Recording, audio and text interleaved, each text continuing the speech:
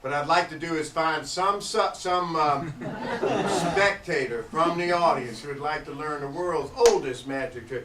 You're not doing a damn thing at the moment, are you, honey? Would you come up and take her a drink? Bring her up here. Let's give her a big hand. Bring her up. I'm doing very well. Excellent well. What's your name? Porva. Porva. You got it. What Porva? That's a beautiful name. Thank you. Where's that from? From India. India. Oh, that's so great. Porva. Namaste. Namaste. Okay, say hi. What up to you? I'm not as dumb as I look.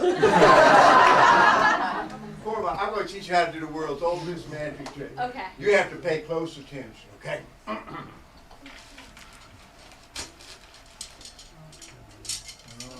Shut up.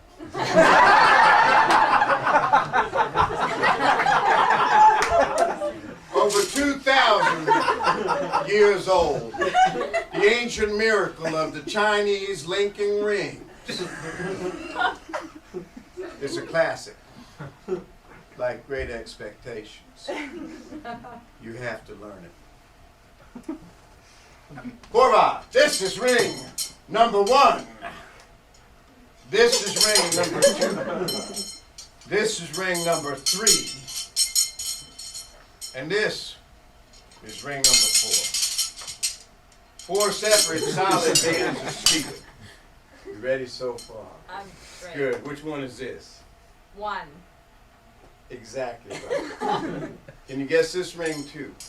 2. See, it's going to be easier than you thought. What I want you to do is pick a spot on your ring, any spot at all that looks like a solid spot to you. Hold your ring like this so the solid spot will be right up here. Does that look like a solid spot to you right there? Did you notice any holes in your ring anywhere? No holes.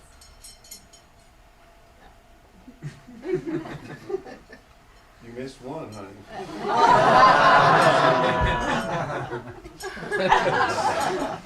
That joke is over 2,000 years. But it's important. See, without this hole, the trick will not work. No, see, without this hole, it wouldn't even be the ancient miracle of the Chinese linking rings. Would it? It'd be the ancient miracle of the Chinese Lincoln hubcaps.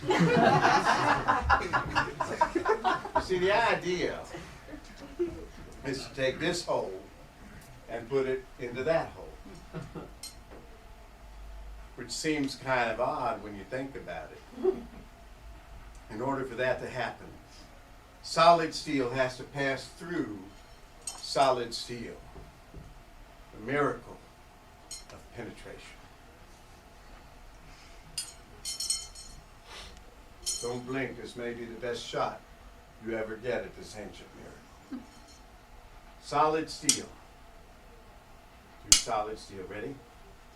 Over 1! I'm sorry. I'll be a little more gentle. 2! 3!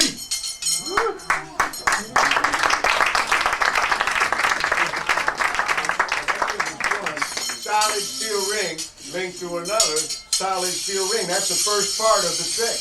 The second part of the trick is to take the rings apart. You hold them just like this. You give the rings a spin this way in kind of a circular motion. And then you blow right in the center like this.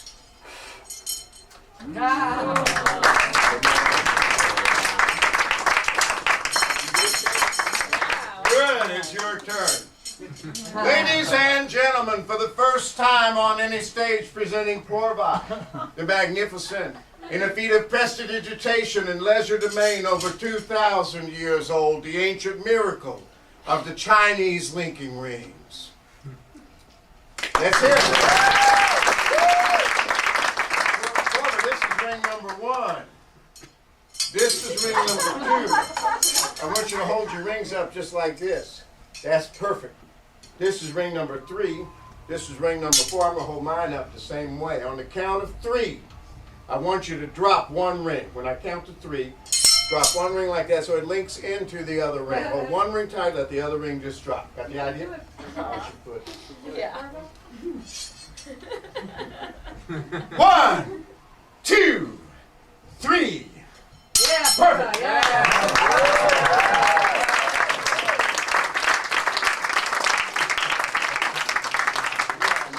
You're like a magical genius. Most people don't get this far in this trick. Now watch this. Here's the important part. Do this. Wait, what did you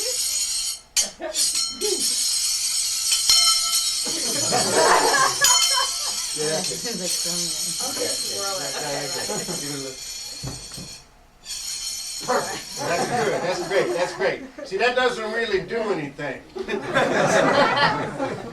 That's how you get the applause. You go like this.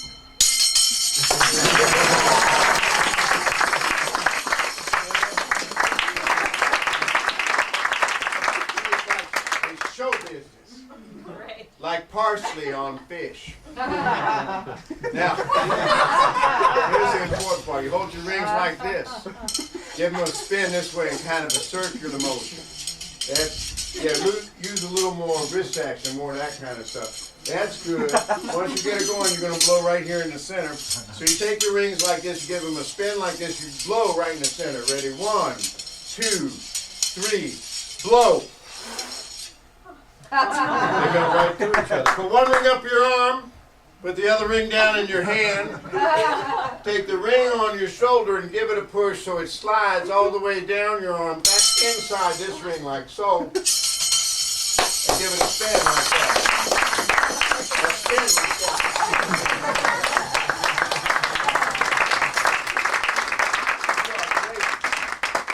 You're doing great. Most people don't get this far. I missed You're a few a steps. magical genius. Thank you. You're like certifiable. Now here comes the second method for taking the rings apart. You're doing great. Okay. Hold your rings like this. Give this ring a spin like so. Put that ring up, spin the other ring the same way. Take your left hand, reach the hole like this. Grab this ring down here. Pull it straight up to the hole like that. Put it back through the hole the same way, so you end up with two rings linked back together again, like so.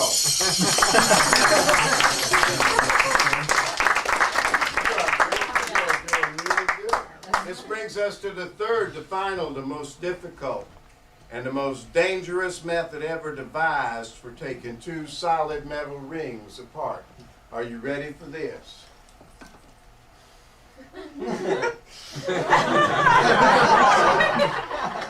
Hold your rings like this, like a bow and arrow.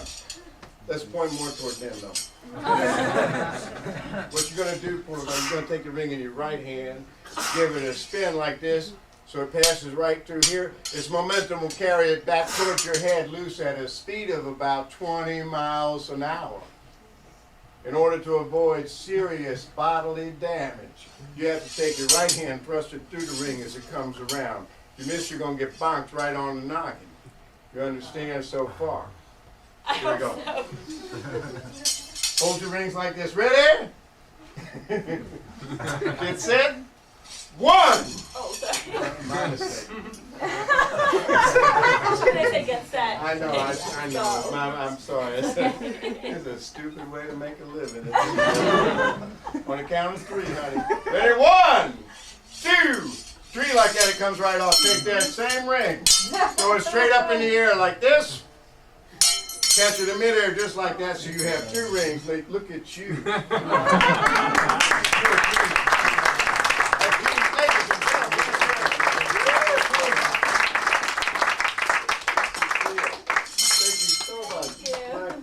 Let's give her a big hand, ladies.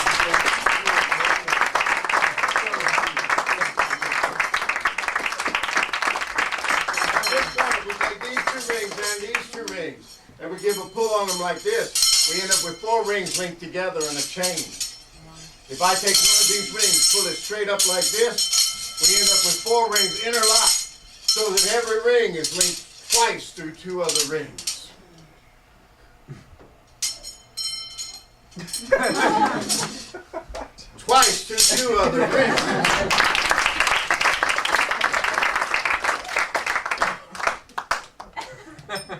Thank you. When we blow on these, they melt right through each other into one long chain. When you collapse the chain, you end up with 3 rings on 1 ring.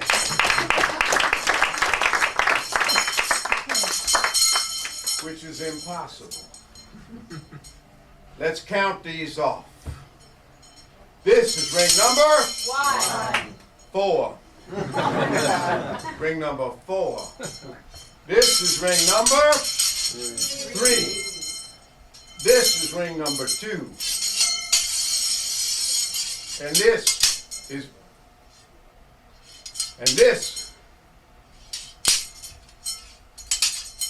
Say the magic word. What? You just say the magic word. What magic words? Something. I think we blow. I think you just blow. Yeah, that's it. That's it.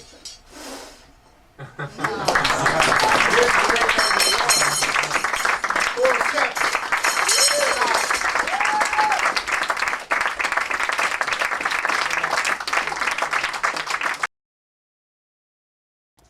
Howdy, folks. I'm Pop Haydn. I hope you enjoyed that presentation of the Pop Haydn comedy 4-ring routine. This is a wonderful routine. It's one I have done for many, many years. In fact, I first put it together in 1968 when I was working on the street corners of New York City doing magic. I was a street busker in the 60s. And this routine was wonderful for the street because it's packed small and plays big and has a lot of noise and is visible. And it's a great trick for the street. For that reason, it helps draw a crowd.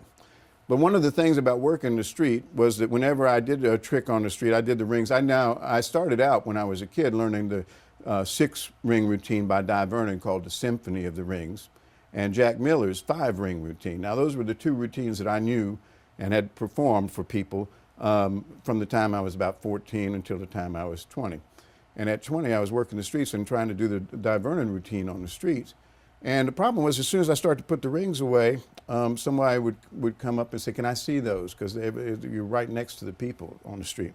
I worked on a street, actually on the sidewalks in the streets of New York, not in a park or in a circle show. I actually worked on the sidewalks in the streets. So people were right next to you, and they'll ask you, "Can I see those rings?" Well, I thought maybe if I could take the key ring and drop it into the bag as I'm putting them away and grab another solid ring and pull it out, I could hand those out and let them be examined, and people would, be happy. Turns out they couldn't remember exactly how many rings there were in a 6-ring routine. They couldn't remember how 7, 6, 8, didn't matter to them. They'd always go, "Well, is there any other rings in that bag?" So I thought maybe if I could narrow this down to just a smaller number of rings, like 4 rings, so they could remember the rings, it would be much better. And there was a section of Jack Miller's routine that just uses 4 rings. So I thought I would take that basic section and create a routine around it. And then at the end of the routine, I could put the 4 rings away and drop 1 ring, the key ring, into the bag and grab another single ring and pull them back out of the bag and leave them halfway out of the bag. Now, when somebody came up and asked, "Can I see the rings?" I would just look and go, "Oh, sure." And I would grab the rings and hand them to them. They could examine them to their heart's content. I also had a routine with those 4 rings called the Weber emergency routine. That's in Tarbell. And I could take those 4 rings back from them after they had examined them and make them look like they came apart, put back together again, and convince them that those were actually the rings that I was using. So that was one of the real reasons why I moved to a 4-ring routine, and it was based, as I said, on the Jack Miller routine. I also used some moves from Di Vernon's routine and a couple of moves from the Fitzke's Rings in Your Fingers book. These were the 3 basic sources I had at that time on the rings. And so almost everything in this routine comes from one of those 3 sources, except for a couple of moves that I created for myself. Now, the basic idea of the routine is good to me basically because the rings should be a 2-ring routine. Why do you have more than 2 rings? A perfect magic trick would be to have 2 rings, pass them out, link them together, and pass them back out again. There would be no reason to ever do the trick again. That would convince everybody. It would be strong. There's no way to do that. So if you're going to have to exchange the rings, you need more than 2 rings to exchange. But I thought, what if I just was doing a teaching routine? If I was teaching a spectator how to do the rings, that would give me a motivation for doing this old trick just one more time. Plus, I would have 2 rings for me and 2 rings for the spectator. So it would really be a 2-ring trick. I have 2, and the spectator who's trying to learn has 2. But in reality, there's 4 rings, and it gives me a chance to do some switching around and making the whole thing possible. So that's the basic at it. And also, I thought the teaching gives a very good motivation for the trick. Why are you teaching? Why are you doing this trick one more time? It's such an old trick, everybody's seen it. Well, I'm going to teach you how it's done. Well, now everybody gets interested and pulled in. It gives me a motivation to do the trick.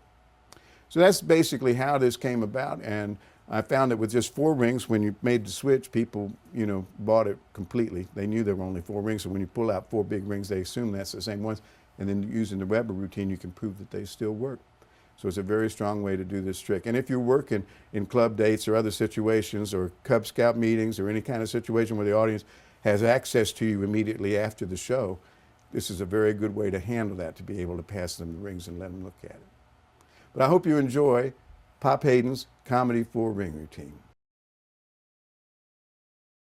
Folks, this is a beautiful set of linking rings. This is the beautiful Owens stainless steel, hollow, 15-inch rings. Now these were gifted to me by my dear friend John Stetson. And John, I have enjoyed these so much since you gave them to me. He gave them to me when I first started doing the Pop Haydn character about 5 years ago. When I got into this big coat and this outfit, it dwarfed the rings. It made the little rings look too small. What I'd used for many, many years were 10-inch rings, about this size. And as you can see, next to this big black thing, this looks very tiny. This looks much better. So that is why I made the difference, but the routine works actually in some ways better with the smaller rings, because the springiness of the thinner rings, these are Merv Taylor, by the way. These are Merv Taylor Orb Eternals, 10-inch rings. They're solid stainless steel. And I highly recommend, these are wonderful rings, by the way. They have a nice ring to them, and they have a nice springiness to them, and it's what I used for, well, almost 30 years, until about 5 years ago I started using these. Now, there are some other rings available. I recommend that about 8 inches or 10 inches, about as small as you ever want to get. In fact, 8 inches is good for a young person or a kid. And they're good for some routines, like you use 6 rings. But if you're using only 4 rings, I recommend at least a 10-inch set. And a 12-inch set is even better. This is a 12-inch set of rings, and this one has much thinner steel. This solid steel. It's not steel. This is some other metal, and it's got chrome plating. But these are 12 inches. And the 12 inches, when you're doing certain moves like the crash link, the 12-inch rings have more spring in them and more give when they hit, and the illusion is better. Now look at this too. If you see the illusion of the rings being linked like this, with the thinner rings, this illusion is much stronger and much better than it is with the big rings. When you have big rings and you are holding them together like this, it is much easier to see that they're not connected. You have to keep them moving a lot more, in order to create the illusion. So that's one of the problems with the thicker hollow rings as compared to the thinner solid rings. The thicker rings don't have the springiness, and they don't create the illusion quite so well as the thin rings. So I recommend a 12-inch set of solid rings is my favorite. If you have to use bigger rings, or if you want to use the bigger rings, these Owens rings are beautiful and they work really fine. You just have to make some adjustments in the way you do it. Now, the other thing is when you're buying rings, I don't know what's on the market today. Basically, rings is something you buy for a lifetime. I've had one set of rings, the Orbs Eternal 10-inch set of rings. I used them for 30 years. There's hardly anything that can go wrong with a good set of rings. The one thing you want to watch out for is some rings are chrome plated. Chrome will crack eventually, and it can come off the rings. I once had somebody on stage with me doing the trick, and they caught a piece of broken chrome in their hand and had like a little paper cut, razor cut on their hand, and she bled really badly. She was bleeding all over the rings. I was giving her a handkerchief to hold, and we barely got through the routine, and I rushed off stage and found her and apologized and, you know, offered to take her to the doctor. It was a really embarrassing thing. So one thing to watch out for is, you know, chrome has a tendency with the rings to crack and sometimes can break off, especially on older rings. I prefer the solid steel. And I also think that the solid steel looks better on stage than the chrome, because the chrome is a little bit too bright and shines and sparkles too much and makes it hard to look at, hard to see exactly where the rings are. So what I prefer is stainless steel with no finish other than polished finish, and they should be solid, about 10 or 12 inches, or you know, the hollow rings for the 15 inches. Some people have asked me about using the ninja type rings, the little 5-inch rings in my routine. It is not a very good idea. The reason is that my routine requires a lot of turning and motion, and these rings don't give you very much excuse, you know, to turn away from the spectator. And in close-up, you don't have quite as much control of the situation or of the spectator as you do in a stand-up act. And for my sake, I think that the ninja ring routine is much better routine for close-up than my routine, which is more of a presentational kind of routine. So I would use at least an 8-inch set of rings, even if you're a kid, and much bigger if you can handle them, the biggest rings you can handle. Since there are only 4 rings, they handle pretty easy. The other thing people ask me about is locking key rings and whether they need a locking key. Well, I tell you, I've had a locking key for many years and used it only once. And that's in my routine. The only time that you would, I would think, really have a need for it or use for the locking key is where you put all 4 rings in one long chain and hold it. At this point, you have to hold the key ring down here while you're holding the top ring up here. At that point, if you could lock the key and let all 4 of them hang from your thumb like this, you know, that makes a wonderful display that will put everybody off. And then when you pick them back up again, it's easy to undo them as you crash them together and put all 3 on the one key ring. So to me, the only place that a locking key would ever be useful at all is for that one moment. I have found that one moment just wasn't worth it for the extra trouble and expense to me. But you might like it. But that's the only time I would use a locking key in this routine. I don't know what's on the market too much today. I don't keep up with linking rings, like I said, because, you know, once you have your set, they will last forever. And if it's a good set, it's all you ever need. This set that I'm using now, the Owens 15-inch rings, is a wonderful set. If you are on the market for a set of rings, here's what you should look for. I like, for the bigger 15-inch rings, they should be hollow, and they should be stainless steel. And they should have a nice ring to them. You want to make sure that any rings you buy, where the rings are welded together, there shouldn't be any visible bump, or it should be perfectly smooth there and polished the same. So that if a spectator is looking at the rings, there should be nothing that he will find that gives him any cause for suspicion. And also, if you have a little bump where the rings are welded together, that's the most common mistake in making cheap rings. When you have that little bump there, when you spin the rings, it'll make a nasty noise as it spins around, clink, clink, you know, as it hits that bump. So that's another reason that you don't want to have a ring that has a visible weld on it. The rings can be chrome plated, but like I said, you have to be careful and make sure that chrome is in good condition all the time. If it starts to crack, you need to throw the rings away. And the nice ring, if the rings are bent with enough force and have enough spring in them as they're put together and welded, they will have a bell-like ring as they hit each other. And that's what you want. That's what you look for in the rings. You don't want something that sounds clunky.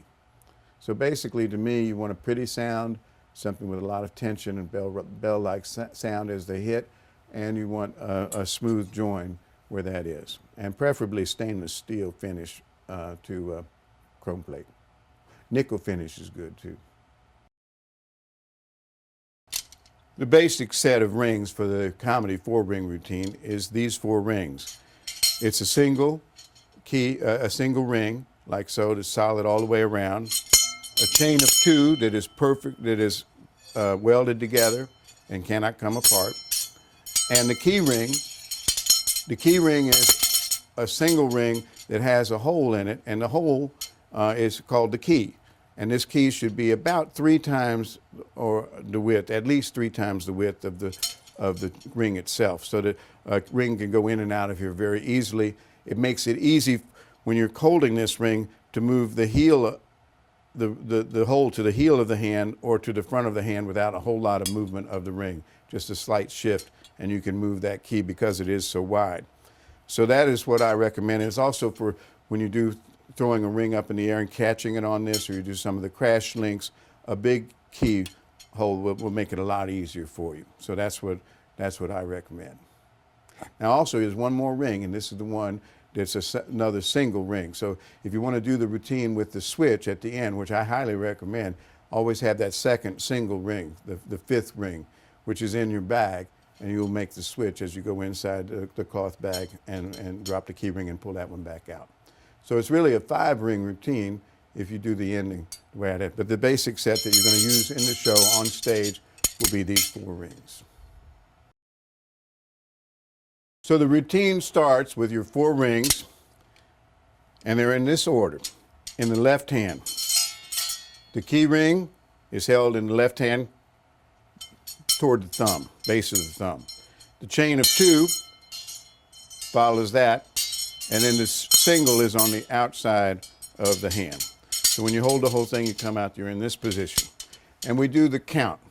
Now, the spectator, you bring up the spectator, have him sit on the right, you explain, you're going to teach him how to do the linking rings. And before we start, we have 4 rings, and you say, this is ring number 1. Now he will start to reach for it. As soon as he begins to reach for it, you don't, with acting like you don't see him, just come back over here and pull it out of his hand, you know, as he reaches for it. And take the chain of 2 and say, this is ring number 2. Now that switch is done like this. I say, this is ring number 1. He reaches for it. I turn my back on him like I didn't see him reach for it. I come back over here. This ring is going to go between the key ring and the chain of 2. The right hand thumb and finger are open as they come around to grab the chain of 2. At the same time, the left hand comes down and you drop the single ring on it. And this comes around. You say, this is ring number 2. Now, the movement is very clean, and the distraction of the spectator reaching for the rings and you pulling out. This is ring number 1. This is ring number 2. If they reach for that again, you pull it out of the way. This is ring number 3. And at this point, I show all 3 of the rings hanging on my hand like that, so they can, like I'm showing them to the spectator, so they can see that they're all just no breaks or anything. This is ring number 4. And as I say, this is ring number 4, I turn the right hand over and grab this ring and pull it out like so, so that the key ring is now toward the thumb of the right hand. The chain of 2 is on the outside, and the single ring is in the middle, like so. And that's the count. Now, as I come back over here, I drop 2 rings, the chain of 2, onto my elbow, and come back out with this and drop the single one into my left hand, and the key is in my right. As I come up, and I set it, 4 separate, solid bands of steel. Are you with me so far?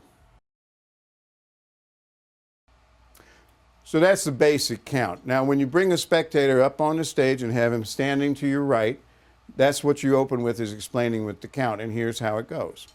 This is ring number 1, and you pull it away. This is ring number 2, you pull it away. This is ring number 3, and this is ring number 4, and you hand it to him like, now you're going to give them to him. Now when he reaches, you go 4 separate, solid bands of steel. You with me so far? Yes, I Good. think so. Which one is this? 1?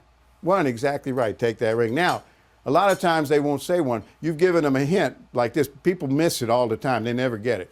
They always go ring number 2 or ring number 3. Sometimes they're being just perverse when they do that. But it's all right. You just go like this. Which one is this? Which one is this? And 2. they'll say whatever. 2. You say, no, which one do you think it might be? Which one? One, exactly right. Take that ring. So you just keep forcing them to say one until they do. And then you hand them that ring. And you say, can you guess this ring? 2. 2. See, this is going to be a lot easier than you thought. Basically, you're telling them, quit fighting with me. You know, this is going to be easy. I'm going to help you out. So that's how you get into the routine. Now, what I want you to do is pick a spot on your ring, any spot at all that looks like a solid spot to you. Hold your ring just like this, so the solid spot will be right up here. When they get a grip on it, when they get a spot, you grab their ring here and hit it like this. That look like a solid spot to you right there. It sure does. Did you notice any holes in your ring anywhere? No. Now, most people will say no. That's correct. And if they do, you're going to do the old magician joke. You know, well, if did you miss one? You missed one. You see, this ring has one too. And you laugh and go, you know, that joke is over 2,000 years old. And then you go right into the rest of the lines. But if he says there is a hole, which is really what you prefer, especially with a kid or a smart aleck, when they go, yeah, I see one right here. That's what you want, because then when you say, do you see any holes in your ring anywhere? Sure. Where? Right here. Oh, that's really funny. You know, that joke is over 2,000 years old. But it is important, see, because without this hole, the trick won't work. Without this hole, it wouldn't even be the ancient miracle of the Chinese linking rings. It'd be the ancient miracle of the Chinese linking hubcaps. See, the idea is to take this hole and put it into that hole. In order for that to happen, solid steel has to pass through solid steel, the miracle of penetration. Turn toward me. Now we're going to do the crash link. Now, you notice that I did a move with this ring where it looked like I was showing. This is one of Vernon's moves, and it's very easy to do. You just hold the ring with your thumb and finger here, and this hand just travels around it. And you try and keep the ring in the same spot in the air as it looks like you're pulling it out of this hand and around. So it looks like you're showing the ring. Actually, nothing's being shown. The hole is still here. So that's the move. Now, when you get to this point, you're going to do the crash link. You hold very tight. You want them to be sure they're holding really tight, because their tightness is what makes this first link, the first phase of the trick, the first link, work. When they're holding it tight, if they're holding it tight, when you hit that ring, it'll come immediately. If you hit it away, it'll come right back to where it was. That's what you want. The key ring is going to come over this ring like so. And as I hit his ring, both my hands are coming straight together like this, but my left hand is a little down and a little forward, like this. So when I do hit him, his ring is slid over here. I'm going to do a smooth motion that pulls his ring over here. As his ring comes toward me, my fingers open, my thumb stays in place, but my finger opens up so that the ring can come through the key opening, and I come straight down. So basically now what makes this work is he is moving toward me and coming back into spot, and he doesn't realize it. In action, it looks like this. It looks to him as if it penetrates right through here. This is the strongest link in the whole routine. Normally, you don't do the strongest things first. In this routine, it helps, because what you want to do is cancel this guy out.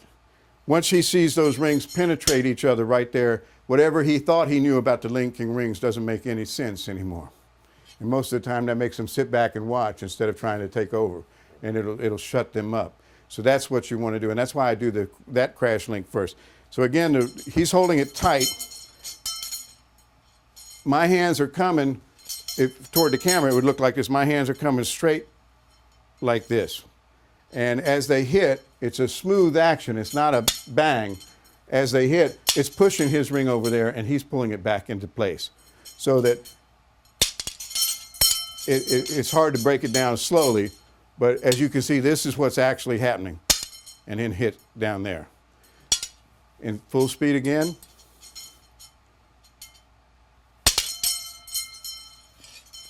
And that's the crash link.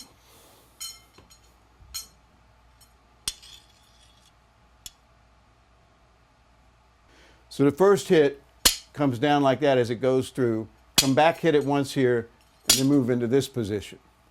Now here, he's going to want to grab the rings and pull them away and look at them. To make sure that doesn't happen, especially if he's a very aggressive kid or a very strong, bigger than you person, you're going to grab this ring right here. As this comes to this point, you immediately grab this and pull down. And this will pull it right out of his hands no matter how strong he is. It puts him at a disadvantage. And you can come around here and spin the ring. So now you've done the first link. In Vernon's Symphony of the Rings, he teaches a move for displaying the key ring, which is very important, and I use it a lot in this routine. It's a very simple move. The idea is to make it look like you're showing the ring all the way around, when in fact it would look like this if you did that. You want to create that same illusion by holding the ring tightly here and pressing your back of your hand against this end so that you can easily move the ring. This hand comes up and grabs the ring right next to this hand and then pretends to be pulling it like this. If it actually pulled it, it would do this. But instead, it's just sliding, and you're creating the illusion of pulling. And so as you come around like that, it looks like you're showing the entire ring. That's Vernon's display move. Now here's a display move that you can use when you have the key ring linked to another ring. This makes it look like you have two solid rings. You take the bottom ring and give it a spin, like so, and the key ring is pointing toward the audience like this. What you're going to do is reach down to the front of this ring, to the bottom of this ring, and pull it up towards you, coming right into the thumb here, like so. You're in this position. Now, as you do that, as you come up here like that, the left hand grabs the key ring right here and pulls it down this way, and this ring is spun. So it looks like this. We have one solid steel ring linked to another solid steel ring. That's the first part of the trick. So you're in this position with the key here and the two rings here. You can give the rings a spin this way and pull them up toward the light like that, so he's looking, you want the spectator to be looking at a light. This will help disguise for him the fact that the rings are unlinked a little bit early. The audience can't see it because of the shininess of the rings. So I'm going like this, and as I'm going like this, I'm going to turn toward him to see if he understands. You give the rings a spin this way, and as he looks at me, that's when this ring is getting unlinked. And I look back at the rings and keep them moving like this. As he looks back up at the light, I blow and they separate, like so. Now the important thing when you first do this first unlink, and always when you do an unlink like this, you should not pull the rings apart, because that blows the whole illusion for the audience. They need you to stop here so they can see that the rings were here and now they're not. This creates a picture in their mind. So when you separate here and you stop, they freeze, they go, those rings just pass through each other. And after your pause here, that's when you continue to bring them apart. And you can hit them. And that's the unlink.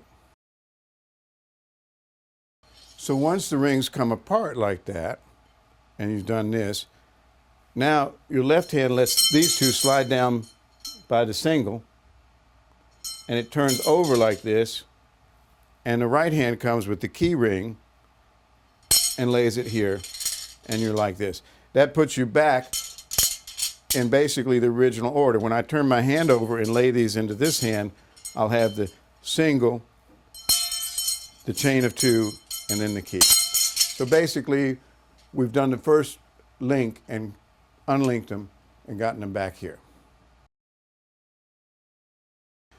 So for the first time the spectator links the ring, you're now in this position where you have the single, the chain of two, and the key at the back of the left hand. So this is exactly your starting position. We go back into it to count the rings into his hands. Now I'm going to count a single ring and then change it for the chain of two to hand him. It goes like this. I take off the single ring exactly the same as is the first count. as he reaches for it, I pull it away, and I come in between the single and the chain of 2. Thumb and finger grab the chain of 2, and I drop the single onto the left hand. As I turn back around and he starts to reach for it, I come up like this. Hold your rings just like this. And then I grab his hand. So the idea of this trick is simple. On the count of 3, and then you say, I'll take my 2 rings, and I'm going to hold these the same way. On the count of 3, I want you to drop 1 ring just like that on the count of 3. Now, I'm holding his hand so he doesn't go prematurely, that he doesn't just drop them when I drop mine. So I want to, as I come up like this, I'm going to say, and I hold my rings the same way as you. On a count of 3, I want you to drop 1 ring just like that so it links into the other ring. Hold 1 ring tight, let the other ring just drop, and as I say just drop, I look down at his feet and say, watch your feet, and move away. This makes it look like they're going to drop, and go like this. On the count of 3, ready? 1, 2, 3, and there he has it. Now this is a very surprising move, and he's surprised, the audience is surprised, they didn't expect the rings to be in this position. Now, that we are, I'm going to tell him to give his ring a spin like this. Give your ring a spin like so. See, that doesn't really do anything. That's just show business. No, seriously. When you give this ring a spin and you throw your arm back like that, a really intelligent audience will break into spontaneous applause. Try it. And then they will applaud like that. See, show business is easy. Magic is hard. Hold your rings like this. Give them a spin this way in kind of a circular motion. Now again, you're going to unlink the rings as he's doing that, and you look at him, and I look at him just as I'm going to unlink my rings. So you go just like that. Use a little more wrist action. As I say that, I look at him, use a little more wrist action. I come back like that, like this. And then blow right in the center. They melt right through each other. And this ring goes right up my arm. And I have my back turned. You see, I have used that motion to link and come here, to turn away from him, even step forward maybe a little bit in front of him so I don't see him, and try and keep it as natural as possible that you just happen not to be seeing him, not that you're deliberately pulling away from him. So now as I turn like this, and I'm going like this, this ring goes up here, and I put the key ring back in this hand. Now the key ring and the left thumb and finger are holding it here. The opening is toward the heel of the hand. Back toward the heel of the hand here. As I turn to him, as I start to turn to him, I drop this one here. I say, and to put them back together, you let this one drop, and this one is going to drop off my arm this way. I kind of pinch it underneath my arm like that, so it drops this way and comes down onto the ring and lands like this. Right? When I open my back of my hand, like so, that ring will just fall right through. It's a very easy move. It's one that'll work probably the first time you try it. It's surprising. Sometimes you can get hung up. It won't take very long to get the idea. So basically, I've just unlinked the rings. I've dropped this down, put this here, and then I just let this one off, and it links like that. And I give it a spin as I turn toward him. And you want to give him time to realize and give it a spin like so. And as I turn, if he's a sharp guy, he'll be spinning those rings too. Most people will get that. Kids get it, grown-ups get it. I've had just about everybody always catch it, except sometimes people get too scared. They're trying to write their own script or they're trying to take over the show, and that's where they might miss this, they might not see it. But that's okay. Just if they don't do it, if they just stand here when you turn around, I've done this, and they don't do anything, or if they're holding the rings in both hands like this, I just take this ring away from them and spin it like that. Okay? And so I teach them to spin it a second time. The second unlinking and linking of the rings. Now we've just linked mine back and we've turned to his, given his a spin. He's taught to spin. Now a second method for taking the rings around, you give this ring a spin like so, put this ring up, spin the other ring the same way, and this is using that switch move that I just showed you. Now what I don't tell him is that I'm switching hands here, and my back is kind of to him, so he doesn't see all this happening. And I just turn and say, put your left hand through the hole like this, and he will automatically take his right hand and put it through the hole like that. No, your other left. Now he has to switch and grab. You get that little joke. This hand the key is pointing toward the audience. Your left hand reaches through, comes down and grabs this ring, and you're telling him at the same time to do this. Grab it like this, and then you lift up and you come perpendicular. The hole of the key is right here, and you're perpendicular to it like so. And as this comes up, I use my first finger under this to give me some strength to hold it this way. Otherwise, it tends to go like that. So as I come up to this point, now the ring goes through the key ring. And the way that happens is, as I'm coming up here, this hand opens up, and you see how the hand is covering that. It's wide open here, but it's covering it from a very wide angle. And as it comes up here like this just comes through, and the hand closes up around it. And it looks like this. You can do it without any sound at all, which is the best. If they don't clink and they just come out smooth, that's the best. You want to work on that. Now, and that's basically the move. So you come through here, turn up like that, come straight out through this way, and then up like so. And that's the first unlink. So now that gives you a second link. To put it back together again, you grab this ring again to bring it horizontal. And again, this little finger is a big help. Pressing down with these fingers and up with that one. We'll keep it this way. As this comes around this way, it just, again, goes right through that hole as you bring it over here and continue all the way through. You want to imagine this is a hole that your arm's reaching through like a hole in a tree and grabbing something and pulling it right back out that same hole, and then back into the hole, like so. And you give it a spin.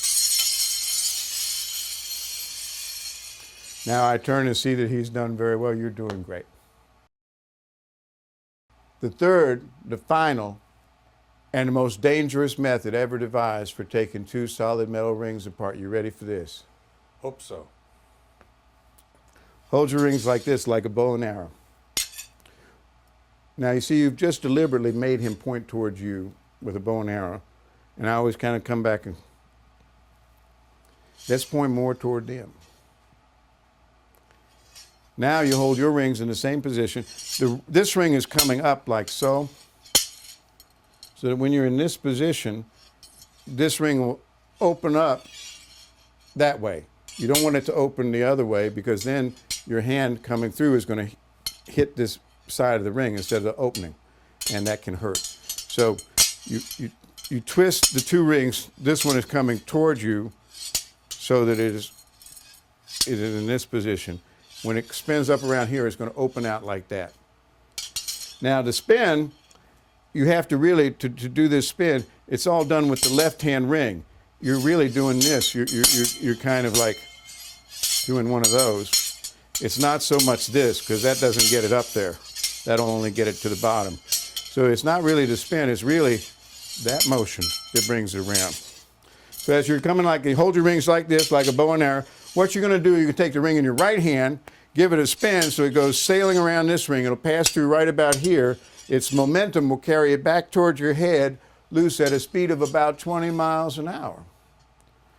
In order to avoid serious bodily damage, you have to take your right hand, thrust it through the ring as it comes around. If you miss, you're going to get bonked right on the noggin. You understand so far?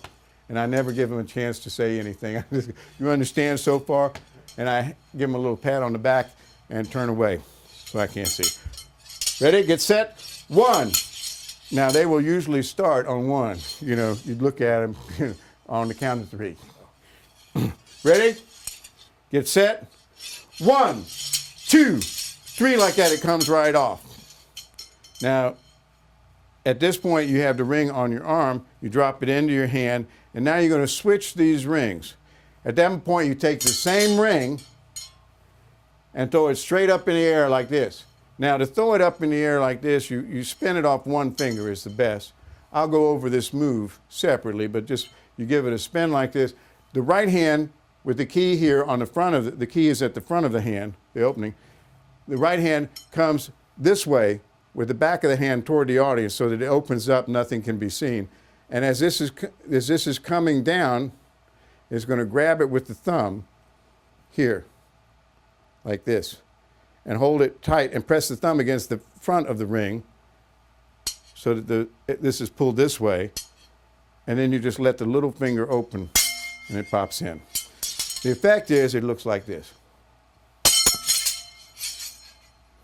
Looks like you just caught the ring in midair. Now, when you do this at first, we'll talk about that later. At first, there's going to be a cheating method for doing this that I'll show you when we go over that move, and then it will naturally become the correct method as you get comfortable with it. It just evolves into the comfortable method. But that's basically it. You catch like this, you throw this way, comes down like this.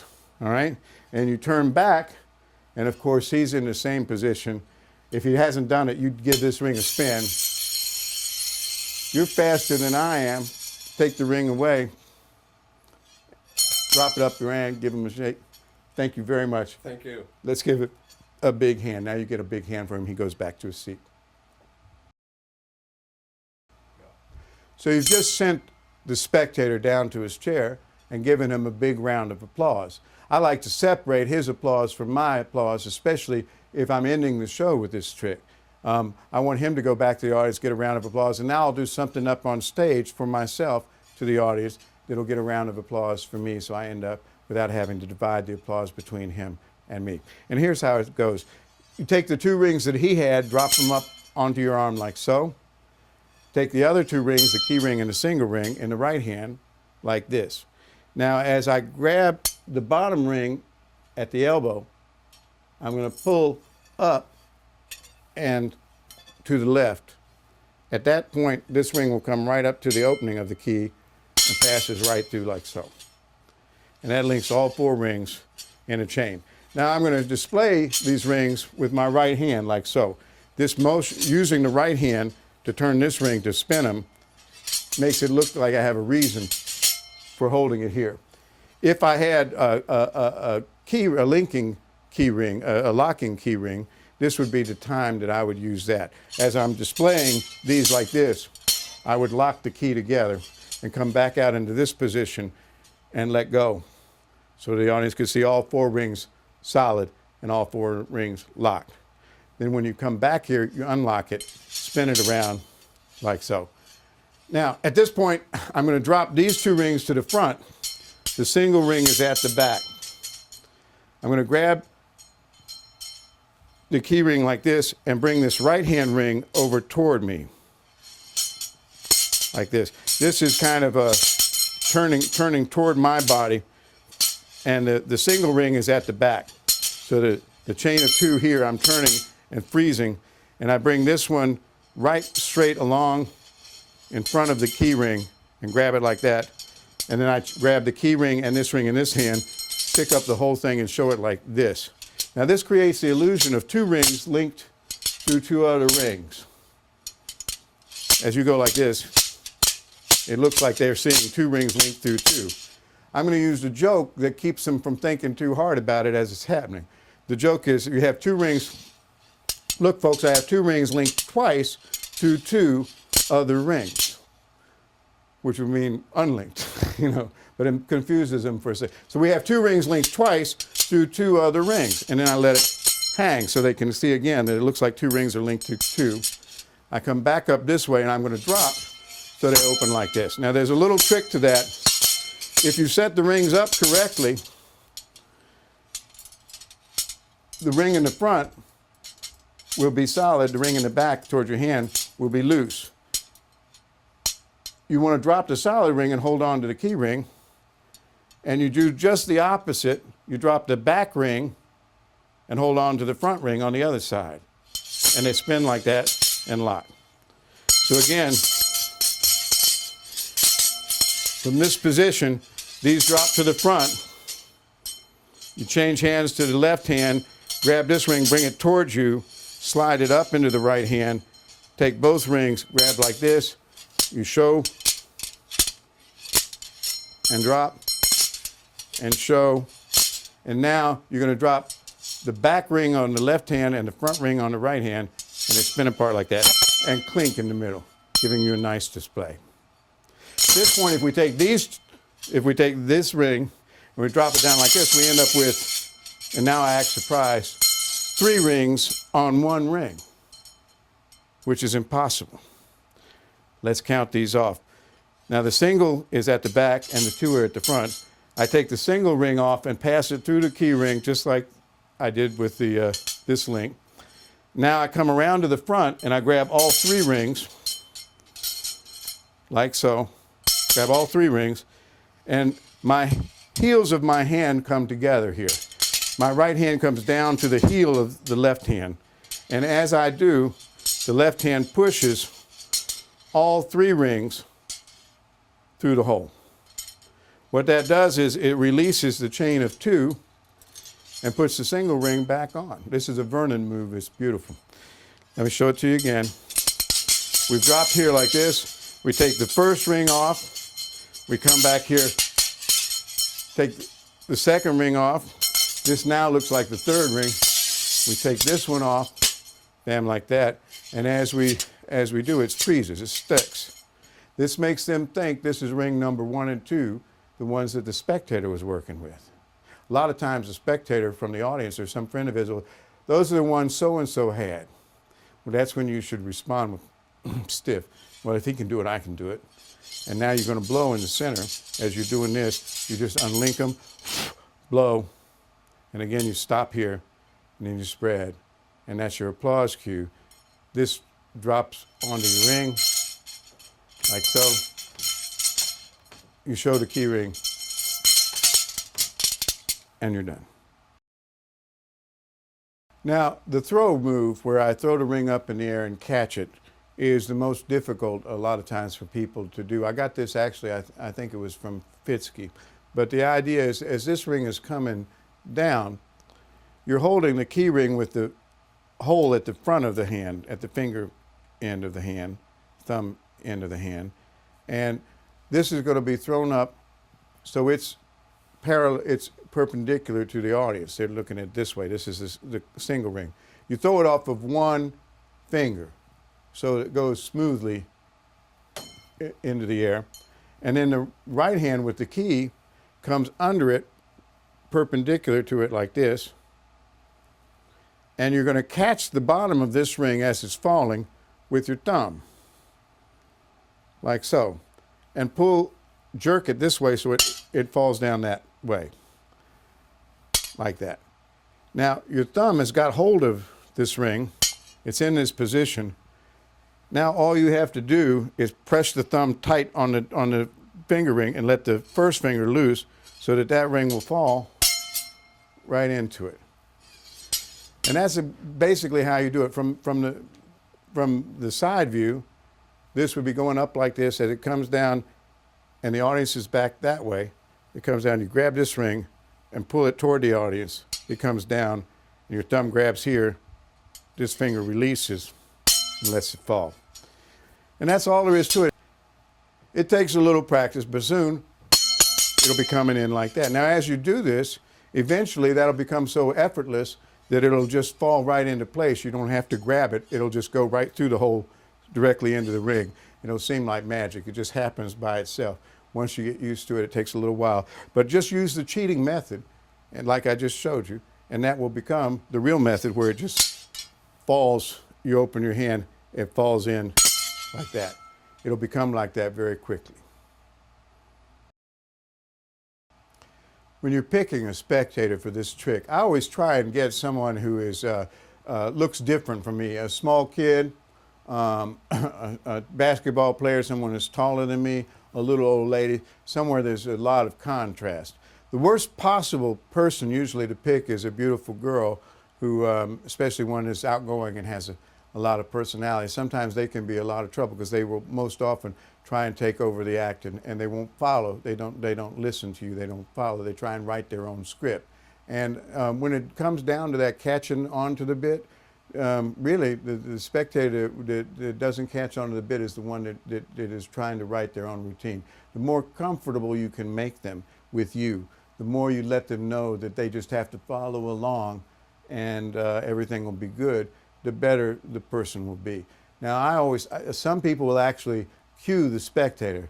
just follow along, pretend you're doing what I'm doing, or something. Like they'll just whisper to pretend you're doing what I'm doing. To me, that's not a good idea because it takes away that moment when they figure it out. If you practice this routine, you get a certain kind of timing when you know what's going on behind you. And as you turn your back, you can almost sense whether you had enough time for them to catch the bit. When he turns around, mine will be linked back together too. And that gives him the idea, and the audience can see that in his eyes when he figures out what he's going to do to you. And that moment is worth a lot. That's what makes the whole thing look like it's not a setup. That moment when he discovers how to trick you is real, and it looks real to the audience. And even though the audience knows that basically you're behind this whole thing, you want to create the impression that the spectator is doing the trick on you. So to choose a spectator, I would get someone who looks friendly and cooperative, someone that you can play with, someone that has a lot of contrast with you. And if it's a little kid, I will often do things to keep them off balance so they don't start writing their own script and playing around, tying themselves up in the rings and all that stuff. Basically, I'll just grab a kid by the shoulder and I'll just push him a little bit. As I'm talking to him, I'll just push him off to the side. Basically, what you're doing, you're just making him off balance, so he just does this. Or you pull him this way, he does that. The more he's doing this, the more he's not able to think about mischief. So I just keep him off balance as I'm talking to him. I'll bring him in close and hold him like that, push him away. But I'm just constantly doing that to a kid. It's one way to keep him from getting into mischief, keep him slightly off balance.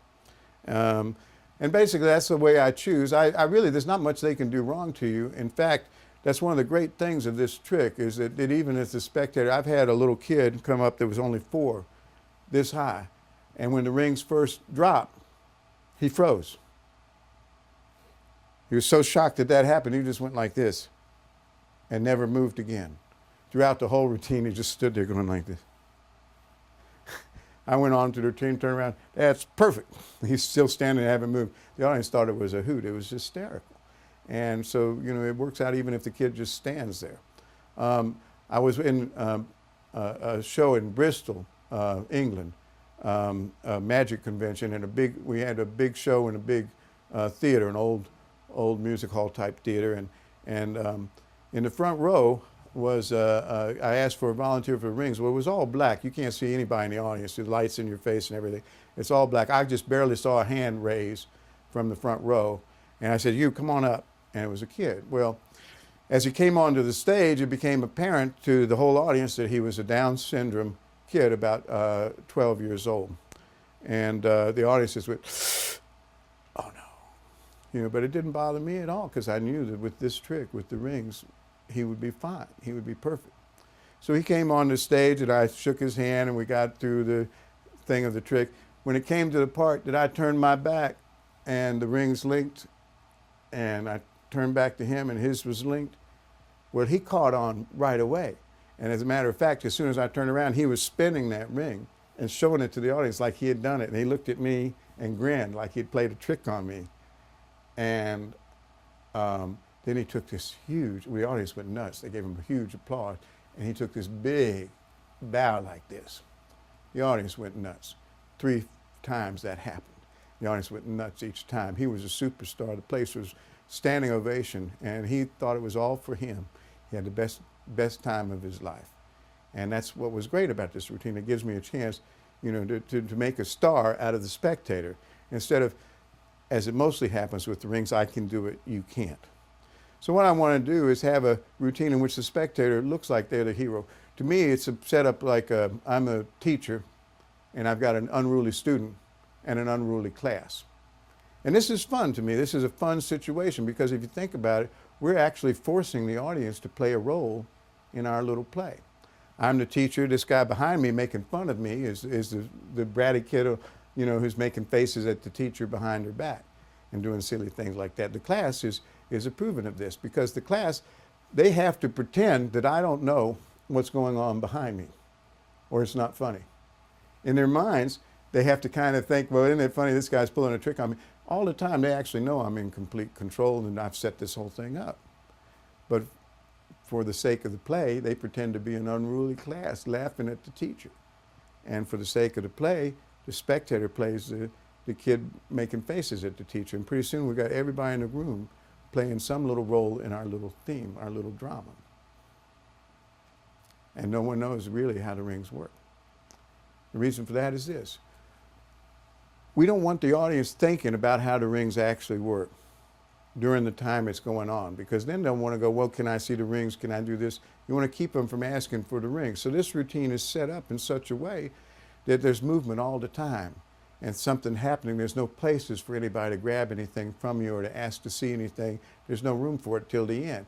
At the end, if they want to see the rings, you can pass them out if you want to. But they're already fooled, because when they do get a chance to sit and think about the rings, what do they remember? You had pictures. You created pictures on the stage. 4 separate rings. I hand 2 single rings to the spectator, right? And I take one of them and link it to his that he's holding. Then I take them apart. Then I give him 2 separate rings and his link in his hands. And then my 2 link and his 2 are linked, and we link those together. And then we link all 3 on one. And then we link 2 through 2.